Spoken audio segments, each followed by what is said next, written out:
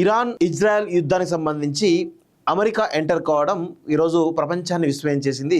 So దాని గురించి కూడా డీటెయిల్గా మాట్లాడేటువంటి ప్రయత్నిద్దాం. ఎందుకంటే చాలా పెద్ద ఎత్తున జరుగుతున్న మూడో ప్రపంచ యుద్ధానికి దారితీసేటువంటి పరిస్థితులు వస్తున్నాయా, ఈ ట్రంప్ అనేటువంటి ఒక మూర్ఖుడు చేయబట్టి ఇవన్నీ వస్తున్నాయా అనేటువంటి పరిస్థితి కనబడుతూ ఉంది. ఒకసారి దాని గురించి డీటెయిల్గా చూద్దాం. అమెరికాపై ఇరాన్ ప్రతీకారం. ఖతార్, ఇరాక్లోని యుఎస్ సైనిక స్థావరాలపై 6 క్షిపణులు సమర్థంగా ఎదుర్కొన్న రక్షణ వ్యవస్థ. గగనతలాన్ని మూసివేసిన ఖతార్, కువైట్ పశ్చిమాసియాలో ఉద్రిక్త పరిస్థితులు అంటూ చూస్తా ఉన్నాం. ఇదన్నీ వాటికి సంబంధించినటువంటి క్షిపణులు. ఏది యుఎస్ బేస్లు ఉన్నటువంటి ఖతార్, ఇరాక్లో ఉన్నటువంటి యుఎస్ బేస్ సైనిక స్థావరాలు ఎత్తున్నాయో వాటిపైన డైరెక్ట్గా ఇరాన్ వారి యొక్క క్షిపణులను ప్రదర్శించడం తెలుస్తూ ఉంది. ఖతార్ రాజధాని దోహాపైకి దూసుకొస్తున్నటువంటి ఇరాన్ క్షిపణులు అంటూ చూస్తా ఉన్నాం. అమెరికా మాపై ఎన్ని క్షిపణులు వేసిందో మేము కూడా అన్నే వేశాం ఇరాన్ చెప్తా ఉన్నది. సో ఖతార్కు ముందే సమాచారం. ఇరాన్పై కొనసాగిన ఇజ్రాయెల్ దాడులు, 17 జెట్లు, 6 ఎయిర్ బేస్ల ధ్వంసం, ఐఆర్జీసీ హెడ్ క్వార్టర్స్ పైన క్షిపణులు, 10ల సంఖ్యలో గాడ్ల దుర్మరణం, ఫోర్డో సహా అణుకేంద్రాలపై దాడులు. నేడో రేపో ఫోర్డో వద్ద గ్రౌండ్ ఆపరేషన్. క్షిపణి దాడిలో బద్దలైనటువంటి ఎవిన్ జైల్. ఇరాన్ రాజకీయ ఖైదీలకు విముక్తి కల్పించాం. ఐడిఎఫ్. ఇజ్రాయెల్పై ఇరాన్ దాడులు, టెల్ అవీవ్ శివార్లను తాకిన బాలిస్టిక్ క్షిపణులు. సో ఇజ్రాయెల్లో రష్యన్ మాట్లాడే వాళ్ళు ఉన్నారు. సో అందుకే తటస్థంగా ఉన్నాం. తనను కలిసిన ఇరాన్ విదేశాంగ మంత్రి అరాక్చీతో రష్యా అధినేత పుతిన్.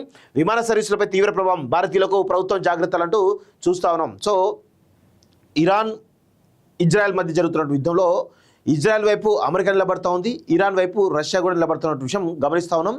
సో ఇదంతా మూడో ప్రపంచ యుద్ధానికి దారితీస్తుందా అనేటువంటి చర్చ చాలా బలంగా జరుగుతూ ఉంది. ఒకవేళ రష్యా ఎంటర్ అయితే మాత్రం ఇంకా యుద్ధం తీవ్రతరమయ్యే అవకాశం అయితే కనబడుతుంది. 2 అగ్రదేశాల మధ్య ఈరోజు ఇరాన్, ఇజ్రాయెల్ 2 బలయ్యేటువంటి అవకాశాలు అయితే చాలా స్పష్టంగా కనబడుతున్నాయి. సో శాంతిని కోరుకునే వాళ్ళు ఖచ్చితంగా దీని గురించి ఇంకా ఐక్యరాజ్య సమితి ఎందుకు ఇన్వాల్వ్ కావట్లేదు? ఇంత పెద్ద ఎత్తున జరుగుతూ ఉంటే ఎందుకు ఇన్వాల్వ్ కావట్లేదు? ఇన్వాల్వ్ కావాలి కదా, నిజాలేంటో తెలియాలి కదా. వాళ్ళు ఇజ్రాయెల్ చెప్తున్నటువంటి దాడులకు సంబంధించి ఇజ్రాయెల్ చెప్తున్న కారణాలు ఏంటి, ఇరాన్ చెప్తున్నటువంటి కారణాలు ఏంటి, దానిపైన ఒక నిర్ధారణ చేయాలి కదా. ఏం చేస్తుంది ఐక్యరాజ్య సమితి అనేది కూడా ఇక్కడ పెద్ద ప్రశ్నార్థకంగా మారింది. సో తమ అణు కేంద్రాలపై B-2 బాంబర్లతో విరుచుకుపడ్డ అమెరికాపై ప్రతీకార ఇచ్చతో రగిలిపోతున్నటువంటి ఇరాన్ సోమవారం రాత్రి ప్రతీకార దాడులను ప్రారంభించింది. ఖతార్, ఇరాక్లోని అమెరికా బేస్లపై 6 క్షిపణులతో దాడులు జరిపింది. పశ్చిమాసియాలో అమెరికా మోహరించిన గగనతల రక్షణ వ్యవస్థను వెనువెంటనే స్పందించి ఇరాన్ దాడులను సమర్థంగా అడ్డుకున్న తాజా పరిణామాలతో పశ్చిమాసియాలో ఉద్రిక్త పరిస్థితులు నెలకొన్నాయి. వెనువెంటనే ఖతార్తో పాటు బహ్రెయిన్, కువైట్, ఇరాక్లోని గగనతల వ్యవస్థ అమెరికా యాక్టివేట్ చేసింది. సైరన్లు మోగాయి. ఖతార్, కువైట్లు తమ గగనతలాన్ని మూసివేశాయి. ఖతార్లోని అల్ ఉదైద్లో ఉన్న అమెరికా బేస్, గల్ఫ్లోని అమెరికాకు చెందిన అతిపెద్ద ఎయిర్ బేస్ను తమ క్షిపణులు తాకినట్లు ఈరోజు ఇరాక్ చాలా స్పష్టంగా ఇరాన్ సైన్యం ప్రకటించింది. తమ ఆపరేషన్కు ద బ్లెస్సింగ్ ఆఫ్ విక్టరీగా నామకరణం చేసినట్టు తెలిపింది. ఇరాన్పై ఇరాక్, అమెరికా ఎన్ని బాంబులు వేసిందో అంతే సంఖ్యలో మేము అమెరికా బేస్లపై క్షిపణులు ప్రయోగించాం అంటూ ఓ ప్రకటన విడుదల చేసింది. ఈ దాడులపై ఖతార్కు ముందుగానే సమాచారం అందించామని వివరించింది. అయితే వైట్ హౌస్ వర్గాలు తమ గగనతల రక్షణ వ్యవస్థలు ఇరాన్ క్షిపణులు సమర్థంగా ఎదుర్కొన్నారని తెలిపాయి. ఇరాన్ నుంచి మధ్య దీర్ఘశ్రేణి క్షిపణులు వచ్చినట్లు నిర్ధారించింది. అమెరికా అధ్యక్షుడు ట్రంప్ సిచ్యువేషన్ రూమ్ నుంచి పరిస్థితిని సమీక్షించినట్టు వివరించాయి. ఇక్కడ భారత్ పాకిస్తాన్ యుద్ధానికి సంబంధించేమో ట్రంప్ ఆడిన డ్రామా మనం చూసినాం. సో ఇప్పుడు తానే మొత్తం భారత్ పాకిస్తాన్ యుద్ధాన్ని ఆపిండు అని చెప్పేసి తానే క్రెడిట్ కొట్టుకున్నాడు. సో ఈరోజు అమెరికా ఒత్తిళ్లకు తొలగిన మోడీ ఈ సిచ్యువేషన్ను చూసి మరి ఏ విధంగా స్పందిస్తాడో చూడాలి. ఈరోజు ఇరాన్ అది మరియు ఇజ్రాయెల్ యుద్ధంలో అమెరికా అక్రమంగా ఎంటర్ అయ్యి ఈరోజు ఇజ్రాయెల్ వైపు నిలబడి ఇరాన్ పైన పెద్ద ఎత్తున క్షిపణి దాడులు చేస్తూ ఉంది. శాంతి కోరుకునే వాళ్ళు ఇట్లా చేస్తారా? సో దీని గురించి ఖచ్చితంగా మోడీ కూడా స్పందించాల్సిన అవసరం ఉంటుంది వాస్తవంగా. సో ఖతార్, ఇరాక్తో పాటు బహ్రెయిన్, కువైట్లోని అమెరికా బేస్లపై దాడులు జరిపినట్లు ఇరాన్, ఇజ్రాయెల్ మీడియాలు నివేదించాయి. ఇరాన్ దాడులపై ఖతార్ తీవ్రంగా స్పందించింది. ఇరాన్కు తగిన గుణపాఠం చెబుతామని ప్రకటించింది. ఈ దాడులను సౌదీ అరేబియా, UAE ఖండించాయి. కాగా దోహాలోని భారతీయులు జాగ్రత్తగా ఉండాలని భారత ప్రభుత్వం హెచ్చరికలు జారీ చేసింది. వీలైనంతగా ఇళ్లలోనే ఉండాలని సూచించింది. ఖతార్లోని భారతీయ రాయబార కార్యాలయంతో టచ్లో ఉండాలని కోరింది. సోమవారం ఉదయం నుంచి ఇరాన్పై ఇజ్రాయెల్ తన దాడులను కొనసాగించింది. ఈ దాడుల్లో ఇరాన్ వాయుసేనకు తీవ్రంగా నష్టం వాటిల్లుగా IRGC ప్రధాన కార్యాలయంపై జరిపిన దాడులు పలువురు గార్డ్స్ మృతి చెందారు. ఫోర్డో అణుకేంద్రానికి దారితీసే మార్గాలను ఇజ్రాయెల్ డిఫెన్స్ ఫోర్సెస్ ధ్వంసం చేసినట్టు తెలుస్తా ఉంది. సో అర్ధరాత్రి ఉద్రిక్తత, అణుకేంద్రాలపై దాడుల పరంపర. మరి కేవలం ఇజ్రాయెల్ చేస్తున్న విషయం ఏంది? అణు కేంద్రాలు ఎక్కడైతే ఉన్నాయో ఆ అణు కేంద్రాల బేస్లపైనే ప్రధానంగా ఇజ్రాయెల్ మరియు అమెరికా దాడులు చేస్తూ ఉంది. ఇంకొక వైపు ఇరాన్ ఏమో డైరెక్ట్గా ఇజ్రాయెల్ రాజధాని అయినటువంటి టెల్ అవీవ్ పైన పెద్ద ఎత్తున దాడులు చేస్తూ ఉన్న విషయం గమనించాలి. ఇక్కడ డిఫరెన్స్ చూడండి, చాలా పెద్ద డిఫరెన్స్ ఉంటుంది.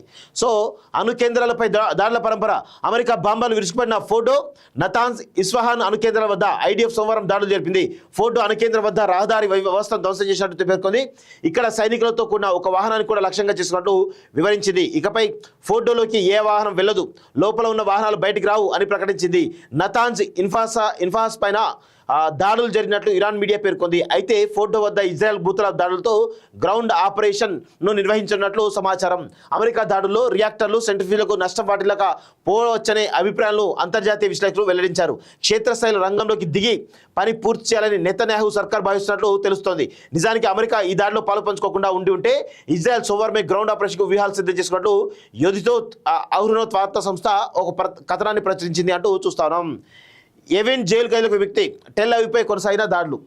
అటు ఇజ్రాయెల్ ఏమో అణు కేంద్రాలపై దాడులు చేస్తూ ఉంది, ఇరాన్ సంబంధించినటువంటి. ఇరాన్ ఏమో డైరెక్ట్గా ఇజ్రాయెల్ రాజధాని అయినటువంటి టెల్ అవీవ్ పైన పెద్ద ఎత్తున దాడులు చేస్తున్న విషయం చూస్తాను.